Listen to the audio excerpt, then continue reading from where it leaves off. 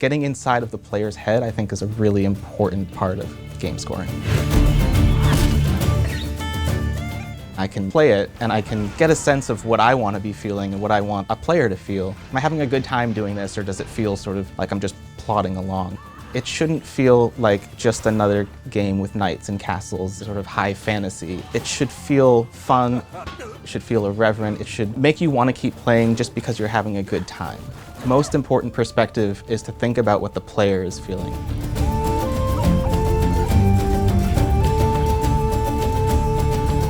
They came to me with this idea of Celtic Metal. 15-year-old me was in love with the idea of doing a Celtic Metal score, but it just felt a little limited. We're gonna have those elements of heavy metal and irreverent guitars, but also gonna have Celtic and folk instruments, Celtic woodwinds, we're gonna have bagpipes, we're gonna have an orchestra.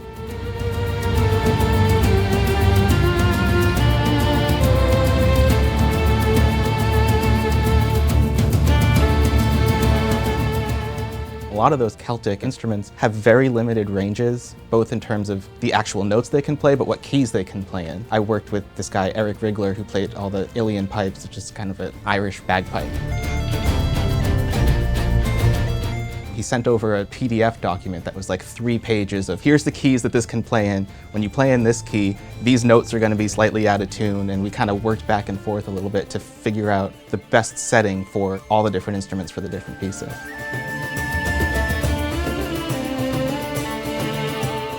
It's pretty common when you have a score to have 1 or 2 featured musicians that are the color of that score. I think the thing that's different about the score to HEROish is the emphasis on all of these different soloists. Once I found Luann, it was just sort of easy because she's a virtuoso player. She can play anything you throw at her, and then it just became about how can I write music that's hard enough for her to do the thing that she does so well.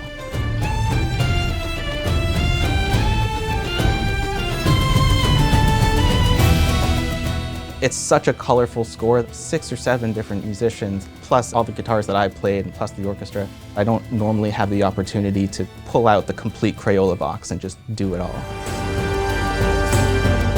Working with Sunblink was great. They all felt very passionate about what they were doing in every department, and not only that, but everyone pushes each other to be better, both consciously but also subconsciously. There's just so much to draw from that there's really no need to go outside of the game. In the story and in the characters and in the art, and everyone who was involved in the creation of this game brought so much passion to it that it was just sort of infectious. I'd be working on the music and I'd hear a new passive sound design, or the lighting would finish on a level, and I'd be like, oh man, I have to go back and work on the music some more because it's not at that level that everyone else is.